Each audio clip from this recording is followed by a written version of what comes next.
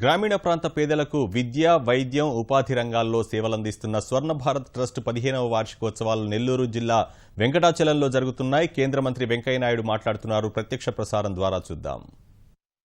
ప్రతి ఒక్కరు కూడా తమ బిడ్డే ఫైనల్ ఆడుతుందా అన్నట్టుగా అందరూ ఎంతో ఆదుర్దా చెందారు. అందరూ ఉత్కంఠను అనుభవించారు. ఎందుకంటే దేశం యొక్క ప్రతిష్ట సింధు యొక్క ప్రతిభపై ఆధారపడి ఉందన్నట్టుగా. అలాంటి క్షణంలో 6,60,00,000 మంది ఆ ఆటను ప్రపంచవ్యాప్తంగాను మన భారతదేశంలో చూశారని అంటే దాన్ని బట్టి మనం దేశంలో క్రీడా స్ఫూర్తి ఎలా పెంచేటి యొక్క అభివృద్ధి కలుగుతుందో అనే విషయం మనందరికీ అర్థమవుతుంది. అమ్మాయి సింధు ఇవాళ మన ఈ కార్యక్రమానికి రావడం చాలా సంతోషం. వారి తల్లిదండ్రులు అమ్మ విజయ అలాగే తండ్రి రమణ గారు కూడా స్వయంగా క్రీడాకారులు కావడం, తమ బిడ్డను అన్ని విధాలా ప్రోత్సహించి దగ్గర ఉండి ఈ నైపుణ్యానికి చేరువయ్యేందుకు తేవడం చాలా సంతోషం. వారు కూడా ఇవాళ ఇక్కడ మన కార్యక్రమానికి వచ్చున్నారు. వారికి కూడా ఈ సందర్భంగా నేను శుభాకాంక్షలు అందజేస్తున్నాను. ఎందుకంటే జీవితంలో ఎప్పుడు కూడా ఎవరు కూడా కన్న తల్లిని, జన్మభూమిని, మాతృభాషను, మాతృదేశాన్ని విద్య నేర్పించిన గురువును మర్చిపోయిన వాడు మానవుడే కాదనే విషయాన్ని మనందరం కూడా గుర్తుపెట్టుకోవాల్సింది. Madam Speaker and Dharmendra, I always believe that every person should remember first his mother or her mother, second her native place, Janma Bhumi, third Matru Bhasha, the mother tongue that has come from the womb of the mother, be it Telugu, Tamil, Malayalam, Kannada, Oriya, Punjabi, Haryanvi or Assami, all these Indian languages, we should feel proud and we should speak in our Indian language also. Adevidanga, everybody should remember the motherland, the country which has given us this growth, this status, this prestige. We should never forget that motherland. अलग भाषा अलग वेश फिर भी अपना एक देश, विविधता में एकता भारत का विशेषता. That feeling has to be there in the minds of one and all of the country. That's my belief. Not only that, the last but not the least, every child, every person must remember the Guru. Guru in sports, Guru in studies, Guru in politics, Guru in other walks of life. You may be a doctor, you may be an actor, or you may be a tractor running farmer. Everybody should remember their Guru. My original Guru was my grandfather, because I did not have the fortune of having my mother during my lifetime. I could not remember her because I lost my mother at the age of 1 year and 3 months. So my grandfather, my grandmother, they are the original Gurus. Later, I was fortunate to have Gurus in the RSS, Sri Sompalli Somaya and Sri Bhogaji Durga Prasad, who has really destined my life. నేను ఇవాళ వెంకయ్య నాయుడుగా ఈ స్థాయికి వచ్చి మీ ముందు మాట్లాడుతున్నానంటే, భారత రాజకీయ చిత్రంలో ఒక స్థానాన్ని ఆక్రమించానంటే దానికి ప్రధాన కారణం నా ప్రాథమిక దశలో రాష్ట్రీయ స్వయం సేవక సంఘ యొక్క ప్రచారకులైన సోంపల్లి సోమయ్య గారు అలాగే దుర్గా ప్రసాద్ గారు ఇచ్చిన శిక్షణ నాకు నేర్పించి నన్ను ఇక్కడి దాకా తీసుకొచ్చిందని చెప్పని ఈ సందర్భంగా మనవి చేస్తున్నా. వారిద్దరూ కూడా నేను గుర్తుపెట్టుకుంటూ ఉన్నాను. అందుకని మనం ఈరోజు ముఖ్యంగా నేను ఎక్కువగా మాట్లాడదలుచుకోవాలి. సమయం చాలా ఎక్కువైంది. ధర్మేంద్ర గారు మాట్లాడాల్సి ఉంది, అలాగే గోపీచంద్ అండ్ సింధు వాళ్ళకి సందేశాన్ని ఇవ్వాల్సి ఉంది.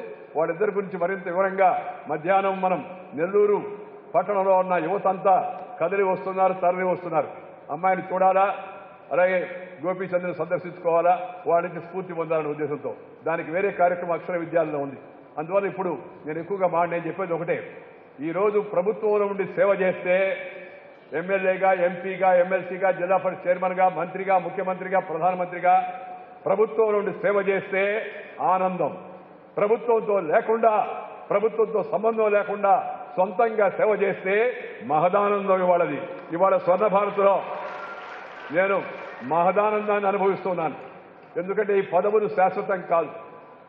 ఎంపీ, ఎక్స్-ఎంపీ కావచ్చు, మినిస్టర్, ఎక్స్ మినిస్టర్ కావచ్చు, కానీ ప్రజా సేవ చేసి ఆ తృప్తి, ఆనందం అవుతుందో అది అనిర్వచనీయమైందని మీ అందరికీ కూడా మనవి చేస్తున్నాను. నేను అమ్మ ప్రేమను మించిన ప్రేమ ప్రజానికం మనకి ఇస్తారు. అలాంటి ప్రేమను ఈ స్వర్ణ భారత్ ట్రస్ట్ ద్వారా నేను పొందుతూ ఉన్నాను. Madam Speaker, whenever even I am busy even I have tension in politics frequently. I come here once in a month, every month without fail, and spend one day among the trainees, among the students, among the teachers, among the patients here, and I go back with renewed vigor and renewed determination as if I have taken some Ovaltine or oxygen, more oxygen, or something like ragi malt or whatever it is. I get additional strength because serving the people is the one which gives you utmost satisfaction. అందుకని సామాజిక సేవ ప్రతి ఒక్కరి జీవితంలో ఒక భాగం కావాల్సి ఉంది. మన దేశం ఎంతో అభివృద్ధి చెందింది. ఇంకా బాబు మీరు కదలబాబు ప్లీజ్ కదలబాబు కమన్ ఎందుకు తెలుసు సార్ మన జీవితంలో అందరూ తెలుసుకోవాల్సిందంటే ముందు క్రమశిక్షణ పాటించాలి. ఎవరి పని ఒకటి చేయాలి. ఒకటి పనిలో ఇంకొకటి జోక్యం చేసుకోకూడదు. మధ్యలో కార్యక్రమాలు అటు ఇటు కదలకూడదు. క్రమశిక్షణ లేని దేశం, క్రమశిక్షణ లేని మనిషి, క్రమశిక్షణ లేని శరీరం ముందుకు వెళ్ళలేదు. క్రమశిక్షణ ఉంటే ఎక్కడి దాకా చేరుకోవచ్చో మన ముందే లైఫ్ ఎగ్జాంపుల్ ఉంది. అమ్మాయి సింధు ఇవాళ డిసిప్లిన్గా ఉంది. అందుకని క్రమశిక్షణ చాలా ముఖ్యం. ఈ సామాజిక సేవ ఇవాళ మన జీవితంలో ఒక భాగం. స్వతంత్రం వచ్చి 69 సంవత్సరాలైనా ఇంకా 25% మంది దారిద్ర్య రేఖ ఉన్నారు. 40% మంది నిరక్షరాస్యులుగా ఉన్నారు. మహిళలపై దాడులు జరుగుతూ ఉన్నాయి. అంటరానితనం అక్కడక్కడ మనకి దర్శనమిస్తూ ఉంది. అలాంటి వార్తలు మనకు కలవర పెడుతూ ఉన్నాయి. అలాగే పరిశుభ్రత కొరవడిగా ఉంది. అందుకని దానికి స్వచ్ఛ భారతం కావాల్సి ఉంది. నిరుద్యోగ సమస్య అందరినీ వేధిస్తూ ఉంది. రైతుల యొక్క ఆత్మహత్యలు మనకు కనబడుతూ ఉన్నాయి అక్కడక్కడ. అలాగే అనేక మంది ఆఖరితో అలమటిస్తున్న విషయాలు మనం వింటున్నాం. వీటన్నిటిని దృష్టిలో పెట్టుకుని మన ప్రధానమంత్రి మోడీ గారు ఈ దేశాన్ని వేగంతో కాదు శరవేగంతో ముందుకు నడిపించే ప్రయత్నం ప్రధానమంత్రి గారు చేస్తున్నారు. కానీ ప్రభుత్వమే అన్ని పనులు చేయలేదు. ప్రభుత్వం ద్వారా అన్ని సమస్యలకు పరిష్కారం కాదు. దానికి సామాజికమైన యొక్క సమర్థన చాలా అవసరం. ఆ సామాజిక చింతన, social attention, social service should be part of the life of all individuals. దేశం సంగతి దేవుడిరుక, చిటినాబద్దకు శ్రీరామ రక్ష, దేశం ఎటపోతే నాకెందుకని అనుకోకుండా ప్రతి ఒక్కరికి కూడా దేశాన్ని గురించి ఆలోచించాలా. మన దేశము, మన ప్రదేశము, మన ఊరు, మన తల్లి, మన చెల్లి, మన పక్క పెద్ద పెంచిన వాళ్ళందరినీ గుర్తుపెట్టుకొని మన వంతు యొక్క సహకారాన్ని జీవితంలో కానీ మనం చేయూతనిస్తే దేశం పెరుగుతుంది. దేశం అంటే మట్టి కాదు, దేశం అంటే మనుషులని గురజాడ అప్పారావు గారు చెప్పారు. ఆ మనుషుల యొక్క సుఖం అందరి కళలో సంతోషం ఉండాలి.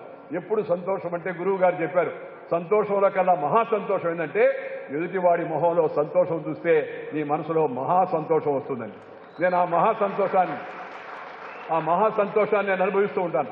మా అమ్మాయి ఇంత తక్కువ వయసులో నా మిత్రుల యొక్క సహకారంతో 10 మంది మిత్రులు స్వలాభయ పరీక్ష రాకుండా స్వర్ణ భారత ట్రస్ట్ని ఏర్పాటు చేసి ఆర్థికంగా సహకరించి మా అమ్మాయిని ముందు పెట్టి ఈ ట్రస్ట్ నడిపిస్తూ ఉన్నారు.